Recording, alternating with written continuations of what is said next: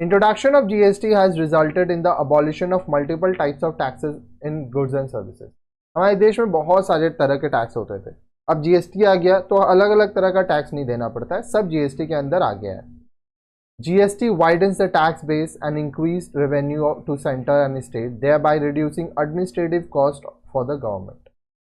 GST आने से सरकार का भी और मतलब राज्य सरकार और केंद्र सरकार दोनों का ही फायदा हुआ है, और जो कलेक्शन कॉस्ट होता था, एडमिनिस्ट्रेटिव कॉस्ट, वो भी कम हुआ है. GST has reduced compliance cost and increased voluntary compliance. GST has affected rates of tax to the maximum of 2 floor rates. ठीक है. GST has removed the cascading effect on taxation. Cascading effect क्या होता था कि एक चीज के ऊपर एक बार टैक्स लग गया, फिर टैक्स बार बार टैक्स लगाते लगाते उसका बहुत वैल्यू बढ़ जाता था, तो ये चीज GST के आने के बाद खत्म हो गया.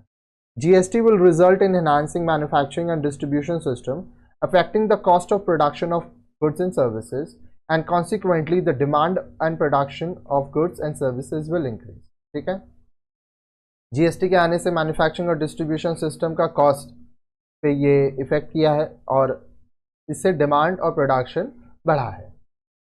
It will eventually promote economic efficiency and sustainable long-term economic growth, as GST is neutral to business processes, business models, organizational structure and geographical location. ठीक है.